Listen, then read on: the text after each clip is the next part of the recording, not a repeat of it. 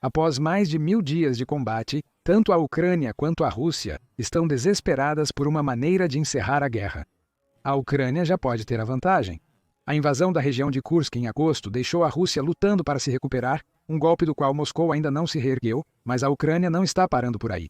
Em uma de suas últimas grandes decisões antes de deixar o cargo, o presidente Joe Biden aprovou o uso de mísseis do sistema de mísseis táticos do Exército, fornecidos pelos Estados Unidos, para que a Ucrânia atingisse alvos dentro do território russo. A Ucrânia não hesitou, lançando um ataque contra uma instalação de armas em Briansk. Apenas um míssil causou danos, mas a mensagem foi clara. A Ucrânia está pronta para atacar o coração da Rússia. Para Putin é um pesadelo. Encurralado e perdendo terreno, ele está recorrendo à sua jogada mais perigosa, ameaçando uma guerra nuclear. Putin reescreveu as políticas nucleares da Rússia, criando uma forma de justificar o uso de armas nucleares contra a Ucrânia. É um movimento desesperado, mostrando até onde ele está disposto a ir para evitar a derrota. Mas será que ele realmente apertaria o botão? E o que isso diz sobre o estado da guerra? Vamos nos aprofundar no risco nuclear de Putin e por que suas ameaças são mais alarmantes do que nunca. A mudança mais recente na política de dissuasão e defesa nuclear da Rússia, antes do início da guerra na Ucrânia, aconteceu há 4 anos, com os princípios básicos da política estatal da Federação Russa sobre dissuasão nuclear, de 2020. Resumidamente, a maior parte da política destacava como a Rússia poderia justificar o uso de armas nucleares para garantir a soberania e a integridade territorial do país. A doutrina também delineava 4 cenários possíveis nos quais a Rússia usaria armas nucleares. O primeiro era a evidência direta de um míssil balístico a caminho do território russo ou de seus aliados, o que constituiria um ataque direto à Rússia ou a seus aliados por um país com capacidades próprias de mísseis balísticos. Vale notar que a redação deste cenário não se refere especificamente a um míssil balístico carregando uma ogiva nuclear, nem especifica o tipo de míssil balístico usado no ataque, o que significa que um míssil balístico comum qualificaria para retaliação. A segunda condição era o uso de armamento nuclear ou outros tipos de armas de destruição em massa contra a Rússia ou seus aliados, ostensivamente por outro país com capacidade nuclear. A terceira é um ataque às armas nucleares e infraestrutura de arsenal da Rússia, incluindo centros de armazenamento, comando e comunicação. Esses 2 provavelmente seriam acionados no caso de uma guerra nuclear, onde a Rússia seria um dos alvos de um primeiro ataque planejado para incapacitar e desabilitar as armas nucleares do país e prevenir retaliação. Claro, nesses casos, há a possibilidade de que a guerra nuclear já estivesse iminente e que outros países com capacidade nuclear tivessem políticas de dissuasão semelhantes em vigor. Mas é a 4ª condição que trouxe as maiores críticas. Ela citava a possibilidade de retaliação nuclear pelo uso de armas convencionais que ameaçassem a própria existência do país. A redação dessa condição era notavelmente vaga, já que não havia um padrão definido sobre o que constituiria esse nível de perigo ao país. No entanto, a mensagem era muito menos ambígua, sugerindo que a Rússia poderia, e muito provavelmente faria, uso de armamento nuclear quando se sentisse ameaçada. E havia ainda outro aspecto na doutrina nuclear que poderia ser descoberto ao se observar a linguagem específica da 4ª disposição geral. Essa disposição afirma que, em caso de conflito militar, a política da Rússia permite a prevenção da escalada de ações militares e sua cessação em condições aceitáveis para a Federação Russa e ou seus aliados. Essa redação, junto com discussões nos círculos de defesa russos, sugere que a Rússia vê suas armas nucleares como uma ferramenta não apenas para a sobrevivência, mas para a coerção. Mesmo em um conflito convencional, a Rússia poderia usar a ameaça de escalada nuclear para intimidar seu oponente a se submeter, enquanto alegava que os termos do conflito colocavam sua existência em risco suficiente para justificar tal ação. Na época em que foi alterada, as mudanças na política de dissuasão nuclear podem não ter ganhado destaque nos canais de notícias, mas isso mudou com a invasão da Ucrânia em 2022. Entre fevereiro de 2022 e outubro de 2024, o Centro de Estudos Estratégicos e Internacionais contabilizou mais de 200 instâncias em que a Rússia se referiu à 4ª disposição geral de sua doutrina nuclear. Essas referências sugeriam que a Rússia poderia usar armas nucleares não apenas para sobrevivência, mas como uma ferramenta coercitiva para encerrar a guerra na Ucrânia, em termos favoráveis a Moscou e seus aliados. A estratégia de ameaças nucleares, embora geralmente considerada desleal, deu algum resultado, já que doações militares significativas da OTAN à Ucrânia foram adiadas por meses assim que Putin ou outros políticos ou ministros russos proeminentes ameaçaram uma resposta nuclear. No entanto, Eventualmente, a maioria das outras nações pareceu concordar que as ameaças nucleares da Rússia eram apenas bravatas, pelo menos nos primeiros 2 anos e meio da guerra. Isso levou a OTAN a ignorar as alegações de teóricos militares russos sobre a escalada para desescalar o conflito em curso na Ucrânia, enquanto países que têm uma relação mais positiva com a Rússia, como a China e a Índia, pressionaram Putin a não tomar nenhuma medida extremamente ofensiva, ambos com motivos ulteriores que os guiavam a se apresentar como mais ou menos neutros no conflito. E então chegou agosto de 2024. Em um movimento sem precedentes na guerra, a Ucrânia mudou o rumo e invadiu o território russo. A campanha de 3 semanas na região de Kursk levou o exército ucraniano a ocupar mais território na Rússia do que a Rússia havia ocupado em Donbás nos 7 meses anteriores. O sucesso generalizado da invasão de Kursk trouxe várias consequências, todas resultando na degradação da influência da Rússia como uma das maiores e mais poderosas forças militares do mundo. No entanto, houve 2 consequências que foram, sem dúvida, as mais importantes. Primeiro, o exército ucraniano conseguiu colocar a Rússia na defensiva pela primeira vez. O sucesso da invasão de Kursk demonstrou que, apesar de suas vantagens numéricas, o exército russo dependia de táticas rígidas e inflexíveis para avançar. Quando confrontado com uma mudança repentina no rumo da guerra, como aconteceu em Kursk, o comando russo inicialmente vacilou e não conseguiu montar uma resposta decisiva. Isso se deu por alguns fatores. A maior parte dos soldados que a Rússia estacionou na região não eram soldados contratados, mas conscritos, pelo menos de acordo com as estatísticas divulgadas pelas prisões ucranianas que estavam processando os russos capturados. Os conscritos não tinham treinamento, experiência ou ordens detalhadas suficientes para oferecer resistência significativa ao exército invasor. Isso resultou em ondas de rendições em toda a região, o que foi, em parte, a razão pela qual a invasão foi considerada um sucesso tão retumbante para a Ucrânia desde o início. Além disso, o Kremlin foi extremamente lento para responder à invasão, com os primeiros relatórios na Rússia falsamente sugerindo que os invasores já estavam sendo repelidos pelas forças locais. Quando se constatou que essa informação estava completamente errada, o exército russo recorreu a táticas mais defensivas, construindo trincheiras que se mostraram apenas parcialmente eficazes para desacelerar o avanço ucraniano. Por fim, a Rússia só começou a contraofensiva em Kursk no início de setembro, quase um mês inteiro após os soldados ucranianos pisarem na região. E o progresso da Rússia na região parece ser agonizantemente lento. De acordo com veículos de imprensa russos, o exército conseguiu retomar o controle de apenas metade das 500 milhas quadradas de território que a Ucrânia ocupou até meados de outubro. Enquanto isso, fontes ucranianas afirmam que a contraofensiva russa conseguiu retomar apenas 40% do território inicial. A verdade provavelmente está em algum ponto intermediário. Os relatórios mais recentes da emissora britânica British Broadcasting Corporation, em 20 de novembro, sugerem as mesmas estatísticas do primeiro relatório russo. Independentemente disso, os relatórios conflitantes indicam que, mesmo se a Rússia conseguiu retomar metade do território no primeiro mês e meio, tem enfrentado dificuldades crescentes para realizar o avanço final. Mas a segunda, e provavelmente maior, consequência da invasão de Kursk foi que a Ucrânia, tecnicamente, conseguiu cruzar uma das chamadas linhas vermelhas nucleares. Essas linhas vermelhas foram frequentemente mencionadas na retórica do Kremlin como justificativas potenciais para a Rússia usar suas armas nucleares. Como mencionado anteriormente, algumas das linhas vermelhas mais comuns desenhadas pelas autoridades russas diziam respeito aos tipos de armamento sendo doados à Ucrânia, começando com tanques da era soviética até armaduras mais modernas. Todas essas linhas vermelhas acabaram sendo cruzadas à medida que a OTAN enviava tanques tecnologicamente mais potentes para a Ucrânia, desde os T-80 até os M1 Abrams, Challenger 2 e Leopard 2.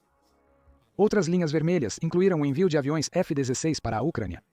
Os avisos de Moscou apenas atrasaram brevemente a doação dessas aeronaves, e elas eventualmente começaram a voar para a Força Aérea Ucraniana em agosto. A linha vermelha relacionada à invasão de Kursk abordava o que aconteceria se a Ucrânia ou outro país invadisse o território russo. No entanto, a Ucrânia conseguiu fazer isso sem qualquer envolvimento do Ocidente. Na época, Putin classificou as forças invasoras como terroristas. Além disso, ele acionou o Pacto de Defesa ambíguo com a Coreia do Norte para justificar o envio de até 12 mil soldados para Kursk, tudo em nome de defender a integridade territorial da Rússia contra a invasão ucraniana. Presume-se que os soldados norte-coreanos ainda precisem de mais alguns meses de treinamento antes de serem totalmente destacados para Kursk e outras regiões vizinhas. A redação do Pacto de Defesa sugere que a Coreia do Norte terá uma utilidade limitada para a Rússia em termos ofensivos, mas isso também pode permitir que Putin redobre seus esforços de contraofensiva em Kursk. Argumentavelmente, a Rússia poderia ter usado a invasão de Kursk como uma linha vermelha para justificar o lançamento de armas nucleares contra a Ucrânia, especialmente quando a invasão se revelou mais extensa do que o Kremlin havia antecipado. Afinal, a ocupação de uma parte do território russo pela Ucrânia dá ao país significativamente mais vantagens para as eventuais negociações de paz, algo que está se tornando muito mais provável do que a Rússia vencer a guerra na Ucrânia nos próximos 1 ou 2 anos. Assim, quando bombas nucleares não foram usadas como resposta à invasão de Kursk, o Ocidente viu isso como uma oportunidade para ser mais ousado em suas doações militares. Os Estados Unidos aprovaram mais rodadas de ajuda financeira e militar, incluindo o envio de mais munições para o sistema de defesa aérea Patriot, juntamente com uma segunda bateria de lançamento Patriot alocada para a Ucrânia em junho de 2024. O crescente apoio ocidental foi exatamente o que a Ucrânia precisava naquele momento, já que a atenção elevada da mídia voltou o foco mundial para a guerra na Ucrânia, permitindo que o país advogasse por mais esforços de ajuda. O apoio em avanço aparentemente culminou na decisão dos Estados Unidos de finalmente permitir que a Ucrânia usasse alguns dos mísseis de longo alcance que foram doados para serem disparados em território russo. Essa foi outra linha vermelha da Rússia que foi cruzada, e uma que representava uma retaliação mais direta, embora não ao nível de uma resposta nuclear. Houve algumas razões diferentes pelas quais os Estados Unidos aprovaram o uso de mísseis do sistema de mísseis táticos do Exército dentro da Rússia. Vamos começar com uma razão menos óbvia, mas talvez mais lógica. A Ucrânia já tinha os meios para atingir áreas mais profundas da Rússia. Além da invasão de Kursk, a Ucrânia começou a aumentar sua capacidade de atacar alvos militares importantes na Rússia por meio do uso de drones kamikazes, que eram drones comerciais reaproveitados para missões de curto alcance ou drones militares dedicados para missões de longo alcance. Enquanto os primeiros praticamente transformaram as táticas militares de décadas nas linhas de frente, os últimos foram resultado direto de anos de avanços domésticos em armamento na Ucrânia. Em setembro, as missões de drones de longo alcance tornaram-se mais ambiciosas, culminando em um ataque de grande escala com drones que teve como alvo a capital russa, Moscou, no dia 10 de setembro. Embora a maioria dos cerca de 140 drones tenha sido interceptada e destruída pelas defesas russas, vários drones ainda conseguiram atingir áreas próximas à capital, resultando em uma vítima fatal. As consequências foram súbitas e claras. A Ucrânia poderia construir drones que desafiavam as defesas russas e funcionavam a longas distâncias, tornando táticas anteriores redundantes. Com a crescente indústria de drones da Ucrânia e sua dependência de táticas de guerra com drones, os mísseis do sistema de mísseis táticos do Exército representam uma espécie de redundância ou uma alternativa lateral nos planos da Ucrânia. Primeiro, os mísseis do sistema de mísseis táticos do Exército não têm um alcance tão longo para começar, chegando a no máximo 200 milhas, o que é menos do que a distância da Ucrânia a Moscou. Em segundo lugar, são muito mais caros de produzir do que os drones militares. Um drone militar do nível dos usados pela Ucrânia pode custar cerca de 100 mil a 200 mil dólares, enquanto um único míssil do sistema de mísseis táticos do Exército custa mais de $1 milhão. Em terceiro lugar, a Ucrânia não tem meios de fabricar mísseis do sistema de mísseis táticos do Exército, e todo o seu suprimento depende de doações da DONE, except PL, Tomorrow. Este é um suprimento extremamente limitado no momento, com indicações de que a Ucrânia recebeu não mais do que 50 mísseis durante toda a guerra, sem uma maneira exata de determinar quantos restam. Mas onde os mísseis do sistema de mísseis táticos do Exército são superiores é em sua capacidade de contornar sistemas defensivos modernos. Como o míssil é significativamente mais rápido do que os drones militares, as defesas antiaéreas russas têm mais dificuldade em lidar com ataques de longo alcance. Claro, o resultado mais recente de 5 dos 6 mísseis disparados sendo destruídos pelas defesas antimísseis russas não dá muita confiança no uso dos mísseis do sistema de mísseis táticos do Exército para fins ofensivos, mas não há como dizer se essa tendência continuará. De qualquer forma, a Ucrânia poderia teoricamente usar os mísseis para interromper operações-chave da cadeia de suprimentos na Rússia, o que permitiria que os drones ucranianos se concentrassem em lançar outros ataques em centros militares e de comando vitais. Portanto, os mísseis do sistema de mísseis táticos do Exército podem estar chegando um pouco tarde demais para fazer uma diferença significativa, considerando o estado atual da guerra. Mas há outra razão, mais vital, pela qual tantas decisões sobre onde e como atacar estão sendo tomadas neste momento. A gestão de Biden está em seus últimos dias.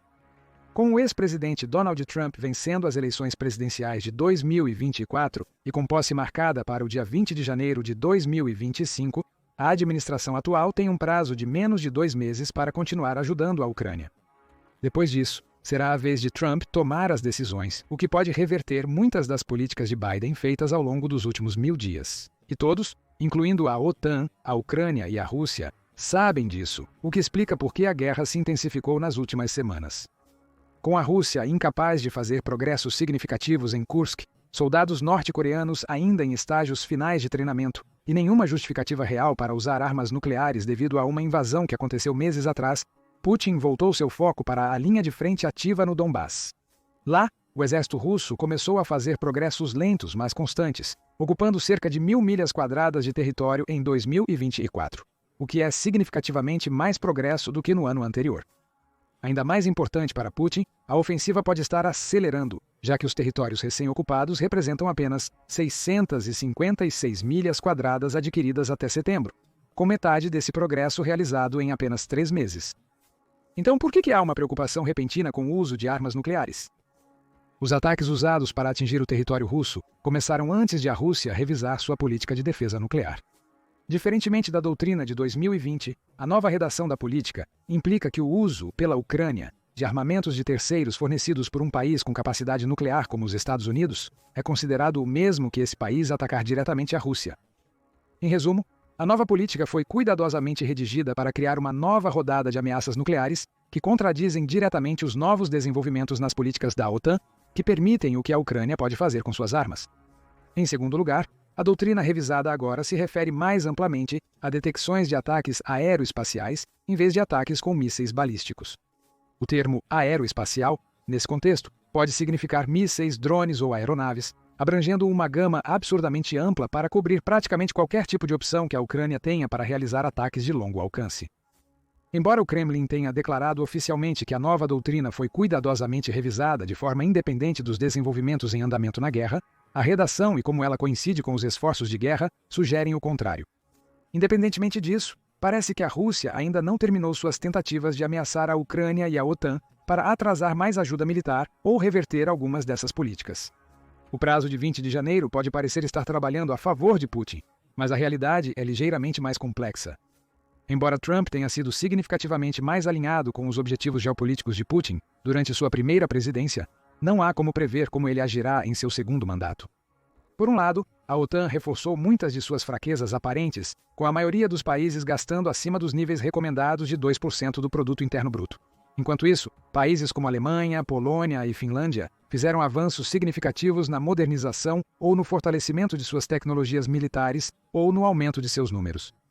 Em segundo lugar, a deferência de Trump aos esforços de guerra da Rússia provavelmente foi baseada na projeção de poder do país, mas considerando como a guerra na Ucrânia tem se desenrolado, isso pode não ser mais o caso.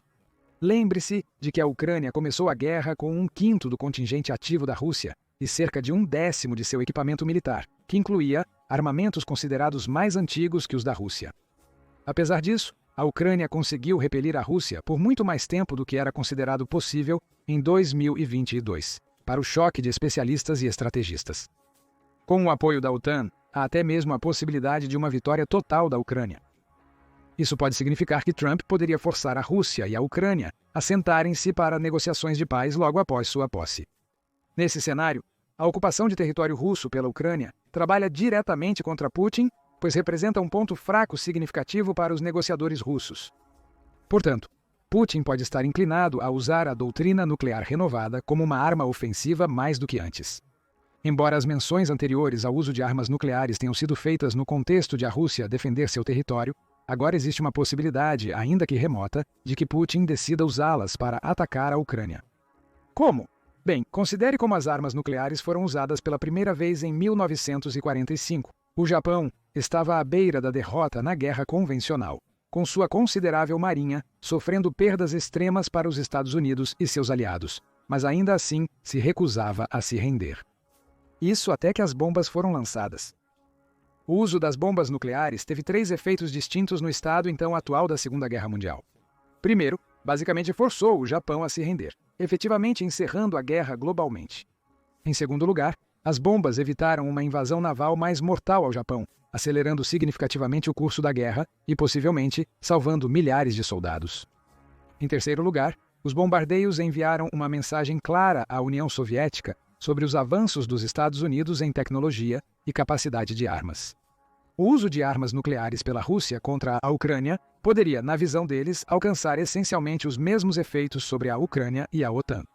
Essa é, talvez, uma das principais razões pelas quais as forças russas aumentaram seus esforços ofensivos em Donbás.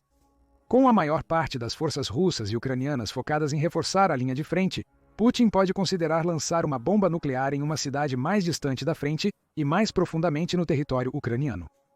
O efeito seria semelhante aos bombardeios de Hiroshima e Nagasaki.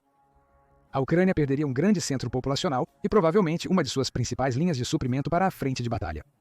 Então, com a possibilidade de novos bombardeios sobre a mesa, já que a Rússia atualmente possui cerca de 1.700 ogivas nucleares em serviço ativo, a Ucrânia seria forçada a se render. De forma semelhante, a OTAN poderia ver o uso de armas nucleares na Ucrânia como o início de uma causa perdida e ceder aos termos que a Rússia impõe, tentando criar um novo status quo em que a OTAN e a Rússia redesenham as fronteiras no leste europeu. Mesmo para a Rússia, a perspectiva de bombardear uma única cidade poderia ser considerada um custo aceitável.